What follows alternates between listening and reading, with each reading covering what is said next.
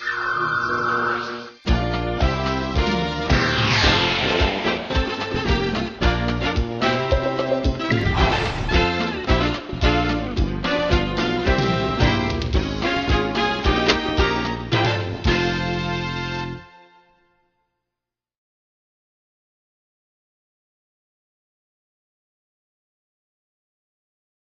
안녕하십니까. 처음 뵙겠습니다. 네. 저는 한국은행에 근무하는 조한상이라고 합니다. 경제교육센터에 근무하고 있는데요.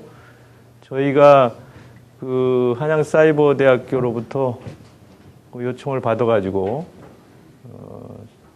그러니까 작년 2학기 때 국제금융강좌인가요? 그걸 한번 했는데 또 호응이 좋다고 그래가지고 이번에는 수요 금융 강좌라고 그래가지고 국내 금융을 주로 하는데 첫 시간에는 그 우리 한국 경제의 발전 그 과정하고 앞으로 어떻게 나갈 방향 이런 쪽을 좀 해달라고 그래서 오늘 나오게 됐습니다.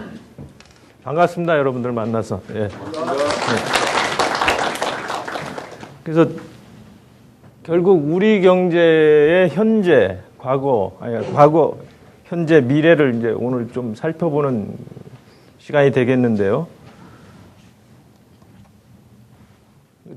본론에 들어가기 앞서서 잠깐 한국은행이 뭐 하는 데인가 여러분들한테 잠깐 소개해드리고 본론으로 들어가기도 하겠습니다. 혹시 한국은행이 뭐 하는 데인지 잘 좀 아시는 분? 가장 큰 목적은 이겁니다. 결국 물가를 안정시키고 금융 안정을 동모해가지고 결국 국가 경제 발전에 이바지하고자 하는 기관인데요. 흔히 이제 한국은행 하면 제일 먼저 떠오르는 게 돈 같은 걸 겁니다. 몇 가지 기능이 있는데 이제 그 돈을 찍어낸 걸 바탕으로 해서 돈의 양을 조절을 하는 겁니다. 우리 경제에 돈이라는 거는 사람이 쓰는 현금도 있고 예금도 있고 뭐 여러 가지 다 돈이거든요. 금방 찾아서 쓸 수 있기 때문에 다 돈이라고 하는데 그 돈의 양을 조절하는 거를 정책으로 지금은 금리로 하고 있습니다. 매월 한번 그 금융통화위원회라는 데에서 한국은행의 제일 정책 의사결정기구죠. 그 금융통화위원회에서 통화정책, 금리를 앞으로 어느 정도로 하는 게 좋겠다. 그 가장 큰 목적은 물가를 안정시키기 위해서 금리를 어느 정도로 하는 게 좋겠다 하고 결정을 매월 하고 있습니다. 얼마 전에 최근에는 지금 금리가 지금 이렇게 올라가는 추세죠. 한동안 저금리를 유지했다가 여러 가지 국내 경제도 그런 대로 괜찮고 그래서 조금씩 올려나가고 있는 추세입니다. 물론 이제 그걸 뒷받침하는 데는 여러 가지 이제 그 기능들이 있는데 일단 실제로 돈을 발행하는 업무가 또 큰 업무가 되겠죠. 이번에 뭐 10,000원짜리, 1,000원짜리도 새로운 신권을 공급을 했는데 작년에 5,000원짜리 하고 뭐 그런 도안 문제부터 저희가 저희가 돈을 만드는 건 아닙니다. 조폐공사에서 만드는 거죠. 저희가 발주를 해서 우리가 이제 제품을 받는 건데 결국 그런 관련된 기능을 또 하고 있고요. 은행으로서의 기능을 하고 있죠. 뭐 또 다 아시는 걸 겁니다. 은행한테 돈을 빌려주고 그 통화량을 조절하기 위한 수단이 하나로 활용을 하고 있습니다. 정부의 은행, 정부의 국고금 관리나 그런 거를 대신 해주고 있습니다. 정부의 대출도 해주기도 하고 정부의 국채 발행 업무를 도와주기도 하고 뭐 그런 업무도 하고 있고요. 그다음에 여러분들이 뭐 계좌 이체하고 여러 번 하는데 그런 지급 결제 관리가 잘 이루어지도록 하는 기능도 있고요.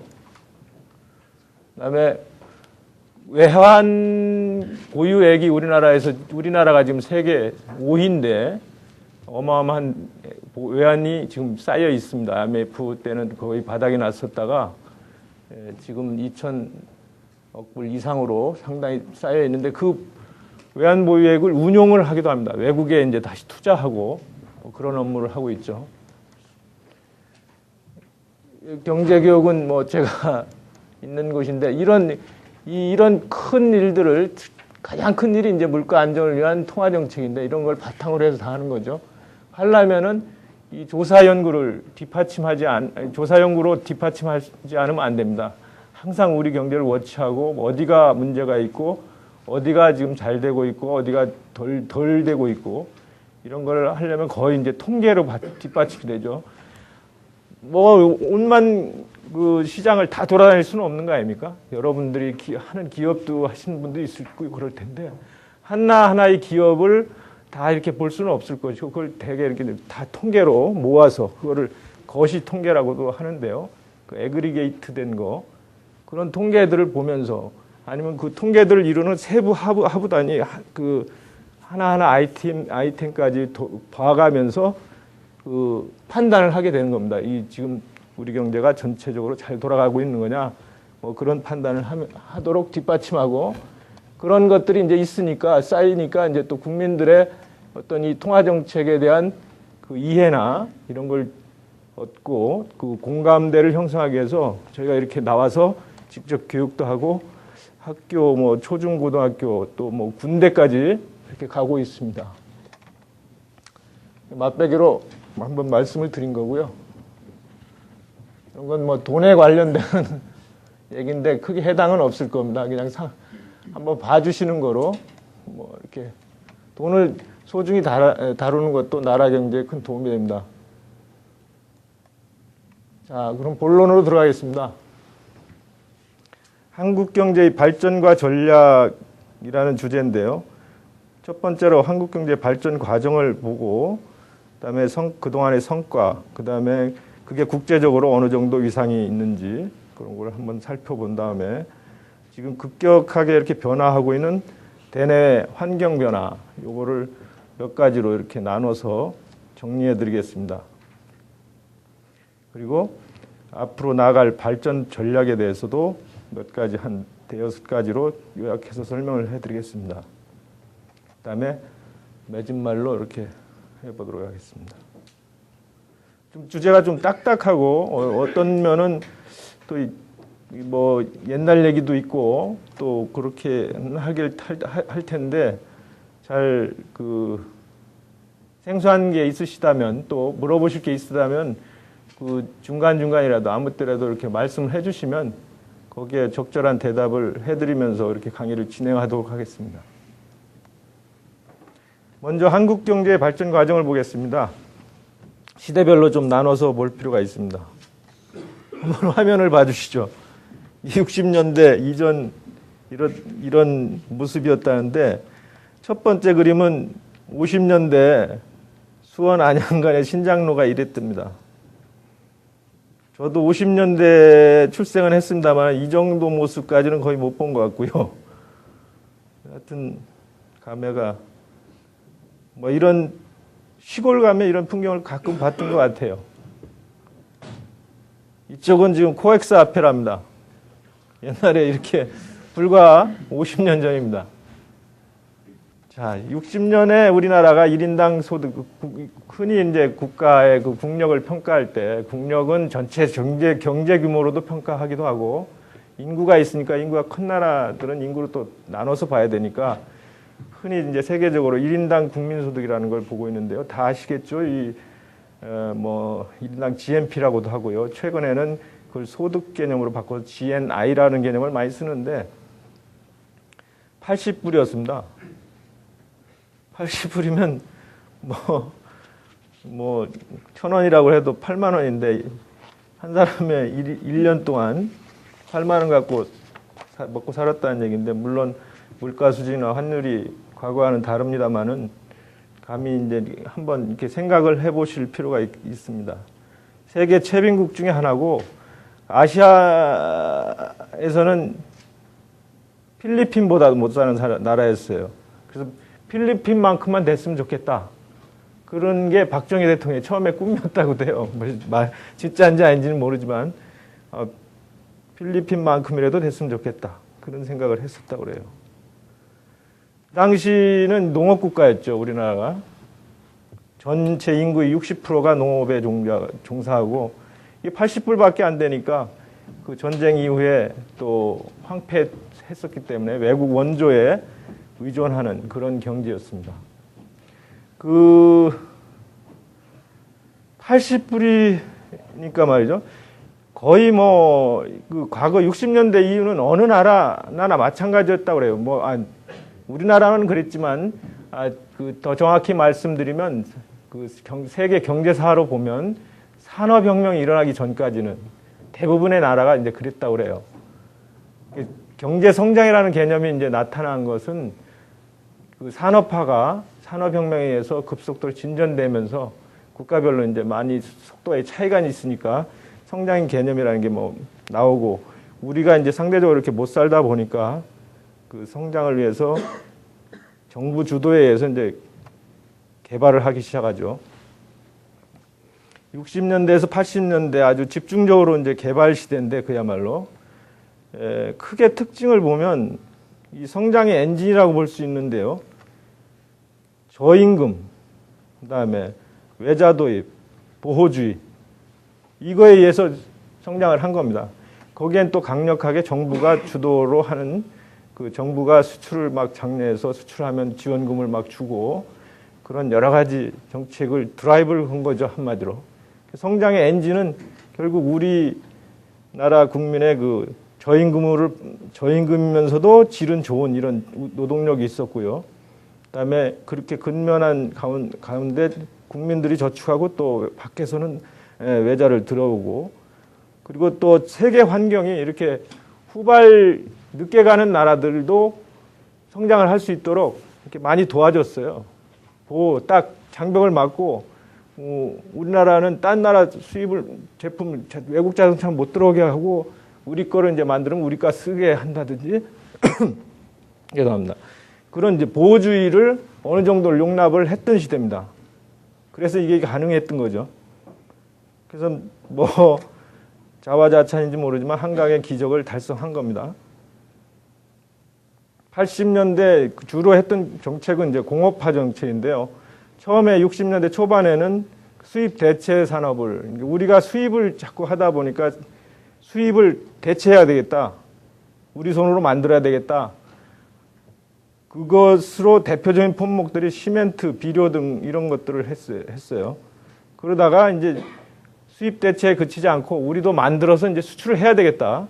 그래서 섬유 합판 가발 같은 거로 주로 경공업 중심으로 이제 한 60년대 후반, 70년대 초반 뭐 이렇게까지 주로 이쪽을 집중 성장시켰고요. 70년대 말 이후 80년대 후반 90년대 이럴 때까지는 중화공업, 잘 아시는 바와 같이 조선, 철강, 자동차, 기계, 석유화학 등 이런 쪽이 이제 주도로, 물론 그렇다고 경공업이 없어진 건 아니지만 이때까지만 해도 그래도 경공업이 어느 정도 유지되면서 개발을 계속했던 것입니다. 90년대 들어서는 이렇게 이제 그 상당한 수준으로 이제 고도화됐는데요. 물론 밑에 표에는 2005년까지 이렇게 시대별로 이렇게 특징을 좀 했습니다만은 수출 주력 품목들입니다. 이게 그 변화를 보시면 뭐 변화가 진짜 무쌍하다 그럴까요? 이 대표적인 섬유 가발 합판 이런 것들은 2005년엔 있지도 않습니다. 물론 조금씩 1, 2%씩이야 유지가 되지만은 그 자체도 뭐랄까요? 그 안에서도 이제 제품이 상당히 고급화가 되고 질이 많이 다르죠. 아무튼 요 가로 속에는 차지하는 비중입니다. 전체 수출에서 차지하는 비중. 수출액도 엄청 늘어났는데도 그 비중이 이렇게 커진 걸 보면 전기전자 2005년 현재 보면 전기전자, 석유화학, 반도체, 자동차 다 합치면 60%가 넘죠. 66%네요. 한 3분의 2가 이런 거로 다 채워진다는 겁니다. 몇 가지 종목으로. 그만큼 우리가 어떻게 보면 좀 집중돼 있어요. 좋은 면도 있고 나쁜 면도 있는데 아무튼 우리 현실이 이렇습니다. 그래서 이걸 이제 종합해 보면 60년대 이후에 2005년까지 한번 생각해 본다면 물론 한마디로 이거를 얘기해 본다면 우리보다 앞서간 선진국들이 산업혁명 이후에 그 했던 거를 우리가 그냥 수십 년 안에 그냥 우리 그런 유례가 없다는 거예요, 세계에서. 그렇게 빨리 압축해서 성장, 그거를 아주 다이나믹하게, 그게 한국 경제의 역동성이라고도 하고 한마디로 압축 성장이라는 표현을 많이 씁니다. 이건 경제학에서도 나오는 용어입니다. 그러니까 저희 나라가 개발 이후에 2005년도 수준을 유지하는데 한 40년이 걸렸다면 그걸 영국은 170년, 미국 70년, 일본 70년 정도 한 거를 우리가 40년에 이루어낸 겁니다. 물론 그 과정에는 여러 가지 문제도 있었어요. 이 과거의 아까 말씀드린 그 엔진이라고 볼 수 있는 고임금, 그다음에 외자 도입, 그리고 또 뭐였죠?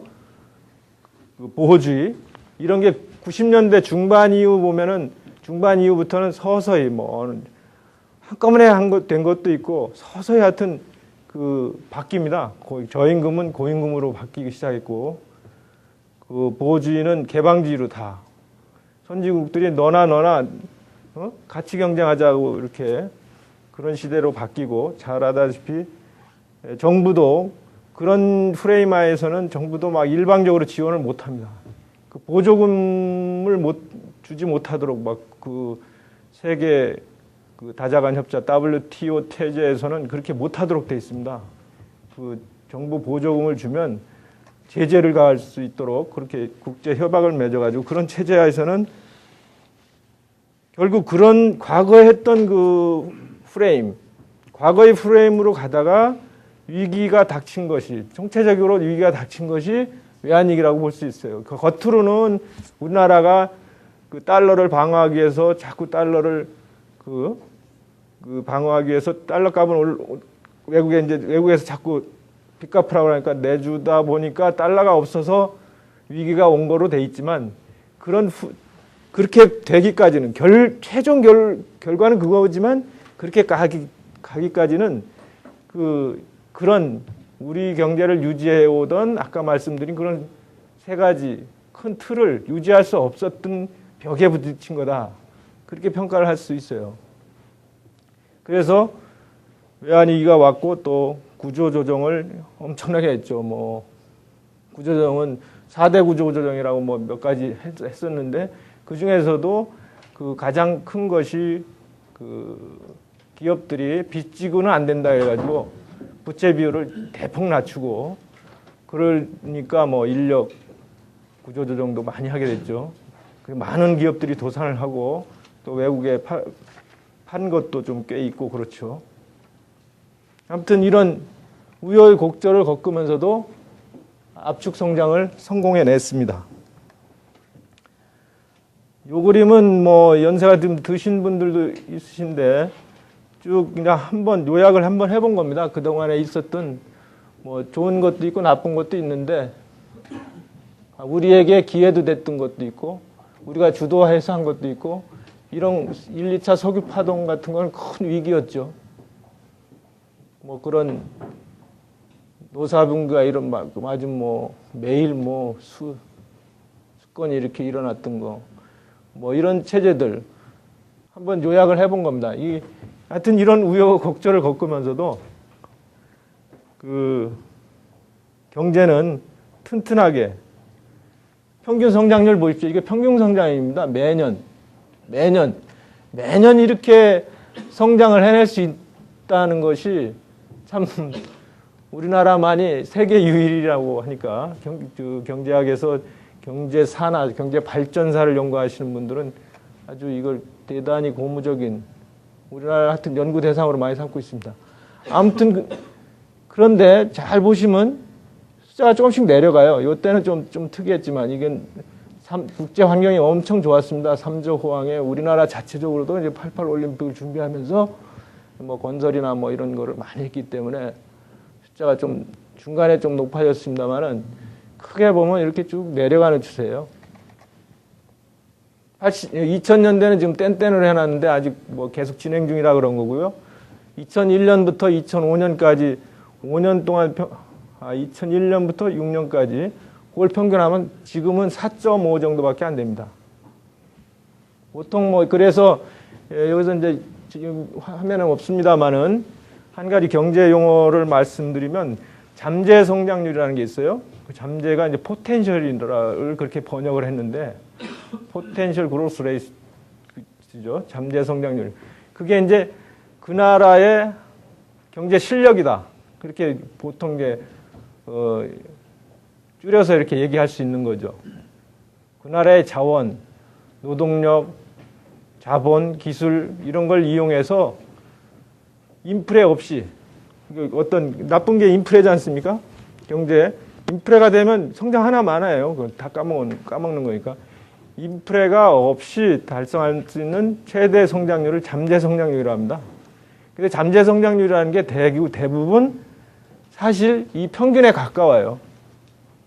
지금 우리의 성장 동력은 이렇게 줄어들고 약화되고 있고, 자, 그걸 달리 얘기하면, 유식한 용어로 얘기하면 잠재 성장률이 떨어지고 있고, 그런 겁니다.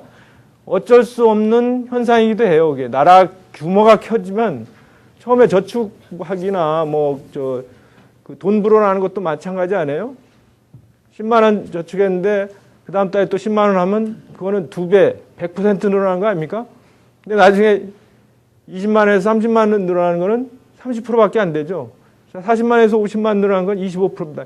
그런 식으로 경제 규모가 막 계속 커지면 이건 내려갈 수밖에 없어요.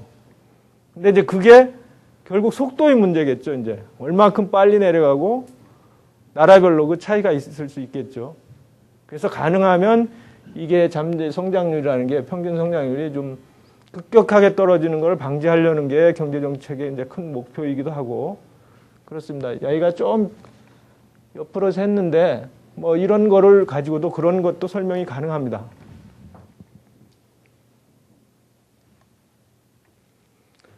지금까지는 이제 과거를 말씀드렸고요.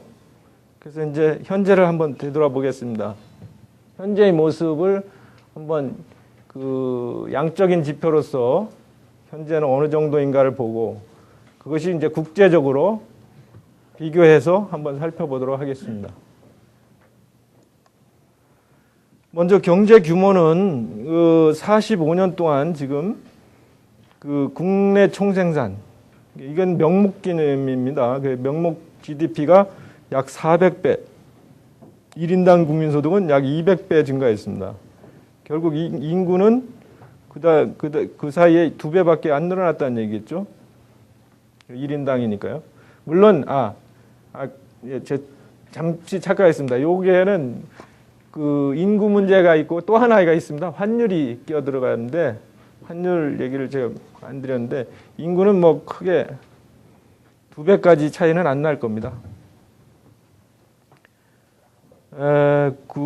국민 총생산이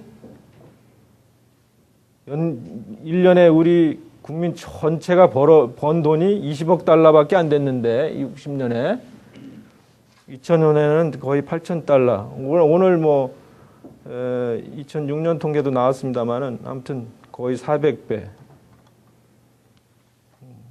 국민 1인당 GNI는 한 200배 이렇게 늘어났습니다. 그리고 산업 구조를 보면요. 흔히 1차 산업, 2차 산업, 3차 산업 이렇게 하기도 합니다만은 지금은 이런 분류를 많이 씁니다. 농림업, 관공업. 그다음에 이 밑에가 다 3차 산업인데 그걸 좀 나눠서 전기가스수도 건설은 건설 그리고 진짜 서비스업을 이렇게 나눠 보는데요. 과거 60년대는 이렇게 농림업이 거의 40%에 37%. 이것이 지금 3%밖에 안 되거든요. 그야말로 이제 격세지감이죠. 이 농업국에서 이 당시 농업국이죠. 이렇게 되면 인구는 60%가 농림업을 하고 있었고 급속히 줄어들죠. 3%.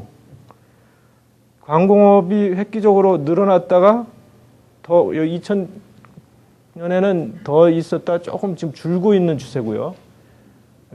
그런저런 이유가 있습니다. 왜냐하면 이 서비스업 비중이 서비스업이 확대되고 있기 때문에 그렇거든요. 가장 큰 이유는 그리고 우리 관공업이 늘고는 있습니다만 일부는 또 해외로 빠져나가기 때문에 뭐 그런 측면도 있고요. 이거는 거의 모든 선진국들이 다 이런 유형을 밟았습니다. 전철을. 다 농업국가에서 이런 산업국가로 변화한 과정. 아까 그 말씀드린 것이 각국별로 몇 년 걸렸다는 게 요런 과정을 다 거친 겁니다. 유사합니다. 그거는. 관공업 비중이 16에서 29. 차이로 보면은 제일 크게 늘은 부분이 관공업이죠. 서비스업도 늘었습니다만 서비스업은 차이가 13, 관공업도 13. 뭐 비슷하게 늘었습니다만 어떤 그 등치에 비해서는 15에서 28 는 게 더 늘었다고 볼 수 있겠죠. 상대적으로 보면. 산업구조가 서구 선진국의 산업구조와 그게 부럽지 않을 만큼 우리도 선진권의 산업구조로 보면 완전 선진권이라고 볼 수 있습니다. 다음 수출입을 보면요. 이건 뭐 더합니다. 이건. 수출 뭐 거의 못했죠. 없는 거나 다름없었죠. 뭐. 어른들 머리 팔아가지고 가발 수출하는 정도였으니까. 예, 지금은 뭐 격세지감입니다. 수출입이 다 각각 3천억 불이 넘습니다. 외환보유액도 보시죠. 60년 당시 1억 달러밖에 안 됐는데 작년 말에는 2,390억 달러입니다. 주요 공산품 마찬가지입니다. 철강, 자동차, 시멘트, 선박,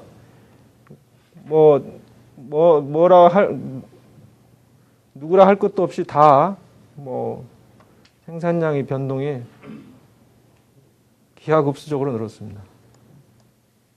돌발 퀴즈 하나 낼게요. 2005년도에 우리나라 경제 규모의 세계 수준을 아시는 분 있습니까? 네. 12요. 정확하게 맞추시는데 제 상품 하나 드릴게요. 나오시죠? 네, 네.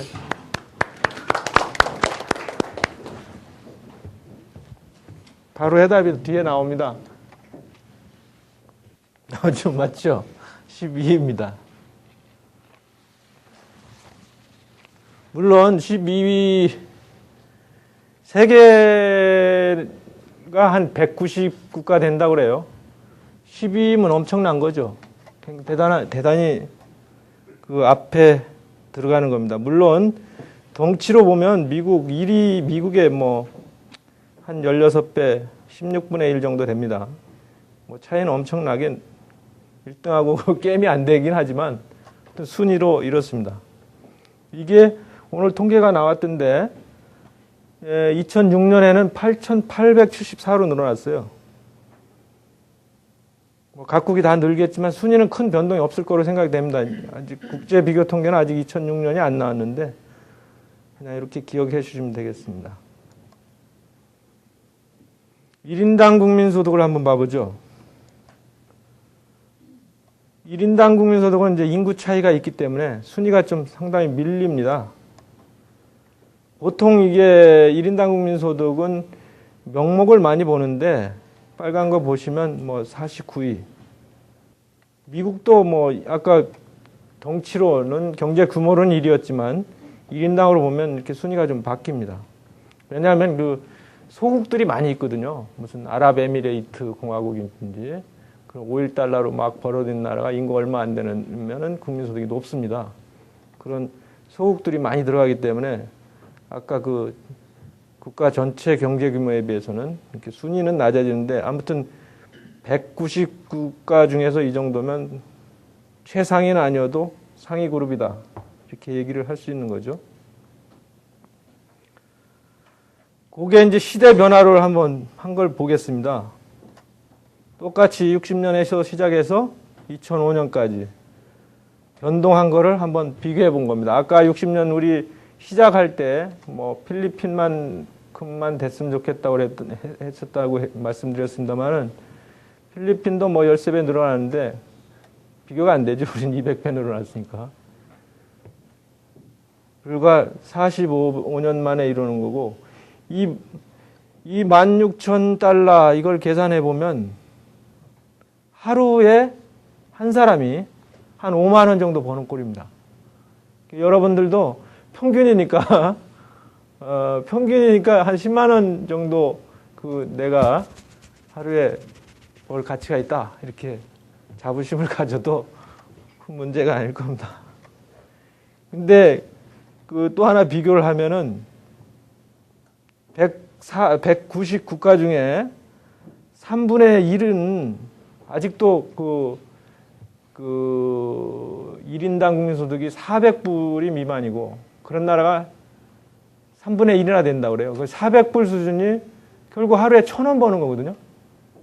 1,000원 벌으면 360을 곱하면 360 어떻게 됩니까?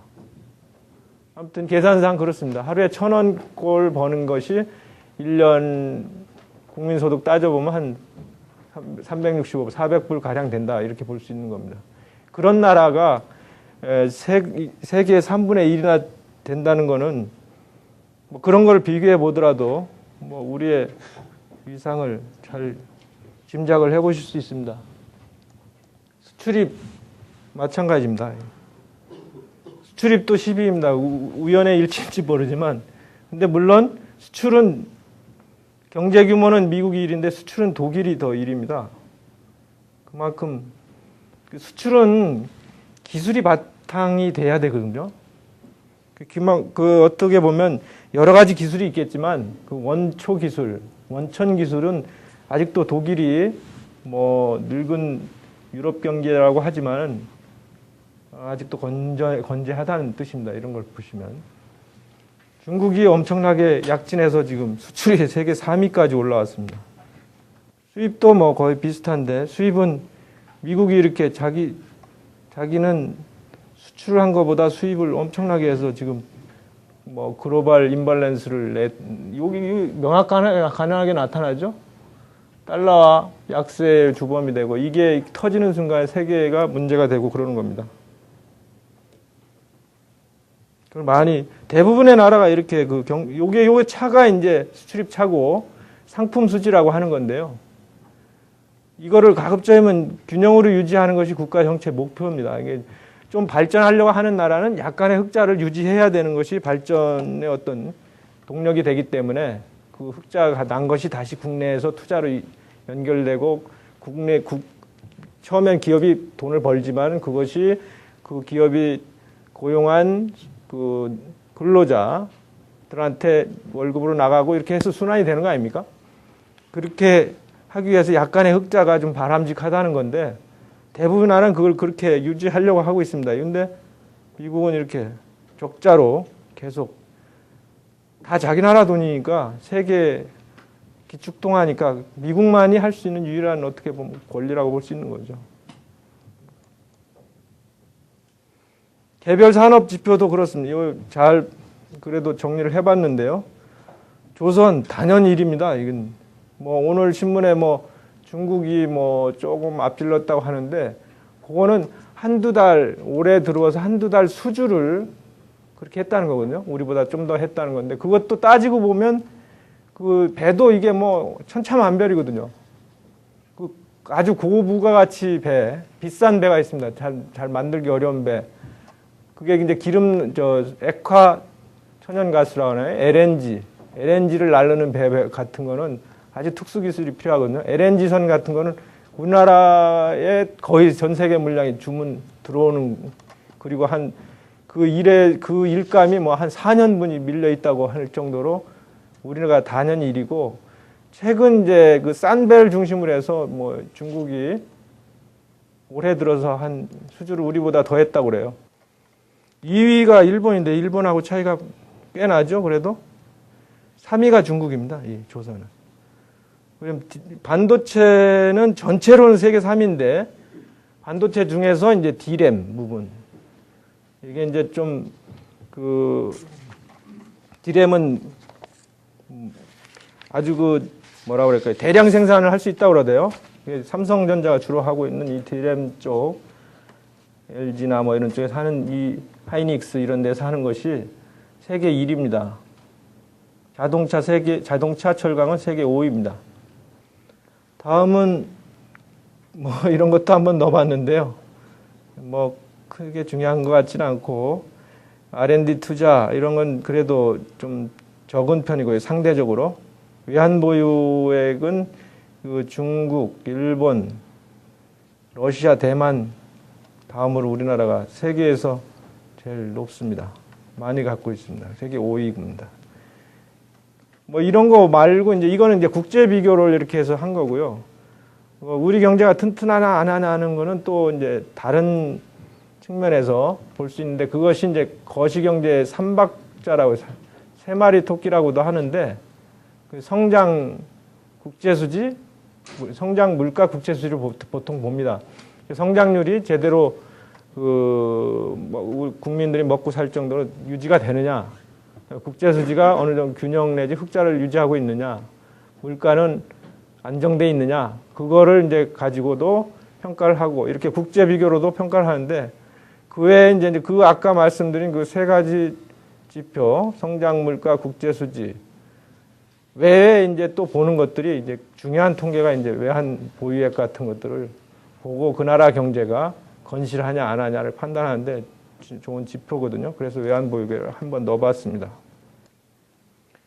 참고로 아까 조선을 말씀드렸는데 이렇습니다. 세계 10위권 안에 우리나라가 7개나 있고 특히 뭐 현대, 삼성, 대우는 이 밑에 그들하고는 비교가 되지도 않을 만큼 이렇게 현저히 차이가 나 있고 이제 중국들이 여기 가운데 들어오죠.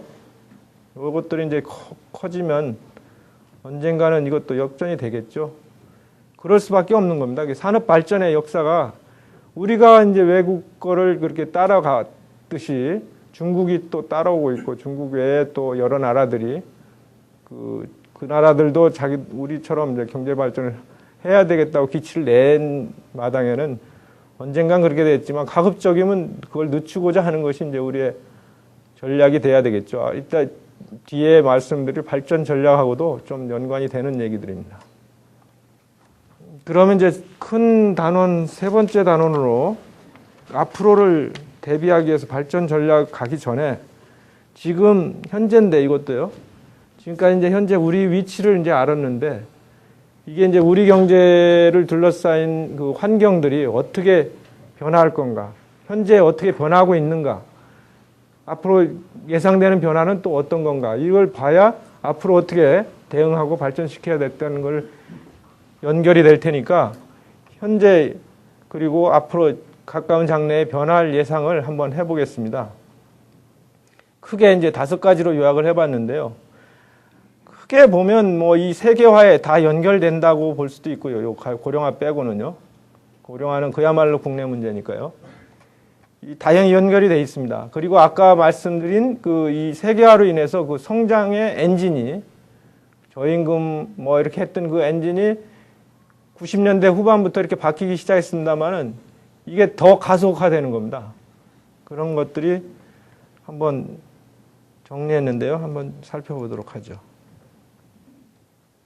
세계화는 지금 그 세계 무역기구가 WTO 그 출범한 이후로 세계 시장 개방이 가속화되고 있는데요. 그게 우리가 지금까지는 이제 해왔던 그 공산품 시장뿐만 아니라 주로 우리가 상품 수출에 주로 의존해 왔잖아요. 그것뿐만 아니라 서비스 시장까지도 개방이 확 불가피해지는 겁니다. 근데 우리나라는 아직까지 아까 서비스 산업 비중이 뭐 높아졌다고는 하지만 사실은 이 서비스 시장은 많이 문 닫아놓은 상태였거든요. 이 세계 무역기구가 주로 그전에 이제 그전에는 이제 가트 체제라고 그래가지고 했는데 그것이 주로 상품 쪽에 상품을 이렇게 개방하는 쪽으로 주로 포커스가 맞춰졌다면 이제는 그게 상품뿐만 아니라 우리가 그동안 문 닫아놓았던 이 서비스 시장까지도 개방을 해야 되는 지금 그 미국하고 FTA 그 협상이 이루어지고 있습니다만은 거기서도 뭐 그 쟁점들이 그런 것들이잖아요. 뭐 금융시장을 어떻게 할 거냐, 뭐 통신시장을 어떻게 할 거냐, 뭐 의료시장 뭐 그런 걸 개방해라, 뭐 그런 얘기잖아요. 그런 것들이 다 서비스잖아요. 물건으로, 그러니까 가시적으로 물건으로 딱 나타난 건 상품이고, 그 외 것들, 우리가 그 사람이 주로 해야 되는 거, 직접 해야 되는 거, 그게 다 서비스거든요. 지금 제가 하는 것도 여러분한테 서비스를 제공하는 겁니다. 교육 서비스라고 볼 수 있죠. 뭐 그런 게 아까 우리 경제생활의 산업 구조가 아까 그게 거의 50%가 된 것처럼 결국 우리 생활 구조 하는 그 안에 서비스 그 비중이 그렇게 큰 거거든요. 그것이 개방에 불가피하다. 그러니까 큰 환경 변화고요. 결국 그것이 그만큼 시장이 이제 경쟁 대상이 이걸 반대로 얘기하면 경쟁 대상이 국내에서 전 세계로 확대된 거이면서도 이걸 거꾸로 얘기하면 시장이 그걸 잘 팔아먹을 수 있는 사람은 이건 시장으로 보이는 겁니다. 시장이 국내 시장에서 전 세계 시장으로 서비스 쪽에서도 그렇게 생각할 수 있다는 거죠. 자기가 경쟁력이 있는 서비스라고 한다면 자기 시장이 그동안에는 국내에서 했다가 전 세계로 눈을 돌릴 수 있는 겁니다. 여러분도 마찬가지예요. 그냥 한양 경쟁 대상을 한양 사이버대학교 같이 수업 받는 사람들이 경쟁 대상일 수도 있고, 그걸 좀 더 이제 좀 게임 분들은 한국 내에 있는 동년배 사람이 경쟁 대상일 수 있지만, 이거는 좀 더 넓게 얘기하면 전 세계 동년배 사람들 아니면 더 확장하면 전 세계 인구 전체가 나의 경쟁 상대가 되고 있다. 거기서 자기의 경쟁력을 높이지 않으면 살기가 어렵다. 뭐 그런 거로 거꾸로 얘기할 수가 있는 겁니다. 이게 주는 이 세계화라는 단어가 주는 의미는 매우 복합적이라고 볼 수 있어요.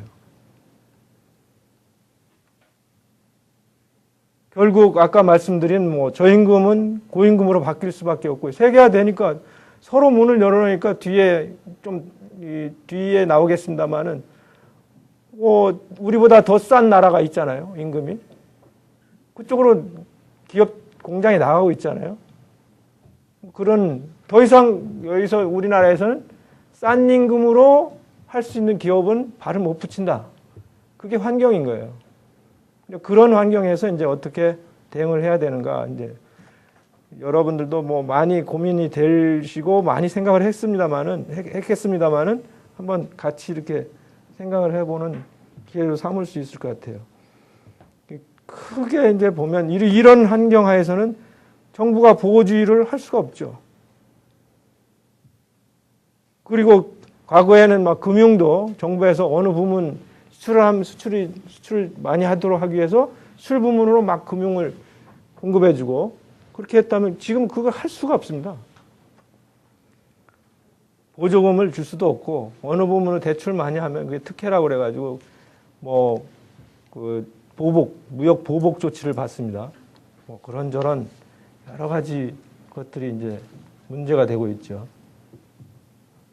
결국 경쟁력이 있는 기업은 시장 확대고 경쟁력이 없는 기업은 도태, 무한 경쟁이라고도 하고요. 그런 표현을 쓰는데 다음을 보겠습니다. 두 번째로는 기술 발전이 가속화되고 있습니다. 이 기술 발전이 특히 이제 IT 산업이 이제 중심으로 이렇게 가속화되고 있는데 이게 이제 90년대 중반 이후죠. 특히 미국에서는 이 IT 산업에 의해서 자기들이 아까 제가 경제 잠재 성장률이 떨어지고 있다고 그랬는데 그게 항상 떨어지는 건 아니에요. 중간에 올라갈 수도 있어요. 미국이 그런 전례를 가졌던 나라입니다. 과거에는 잠재 성장률이 한 3% 정도라고 했는데 그걸 4%로 올린 나라거든요. 4% 아무것도 아닌 것 같아도 3%에서 4% 올리려면 그걸 퍼센트로 따지면 한 25%가 늘어나는 거 아닙니까? 그게 IT로 그렇게 했다는 거거든요. 아무튼 그런 환경 하에서는 IT 다 아시다시피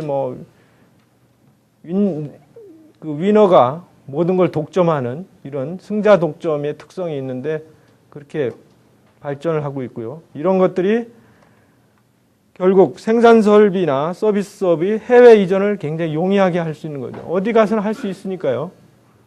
오히려 싼 임금을 가진 싼 임금이 있는 데면 거기를 찾아서 더 나가게 되는 거죠. IT 기술이 거의 다 똑같다면 오히려 더 좋은 나라가 있다면 그 나라로 더 가는 겁니다. IT 기술이 우리보다 지금 우리가 세계 1위라고 뭐 이렇게 얘기는 하지만은 더 발달돼 있다면 그런 나라로 가려고 할 겁니다. 그게 큰 차이가 없다면 더 메리트 있는 데로 가려고 하는 거겠죠.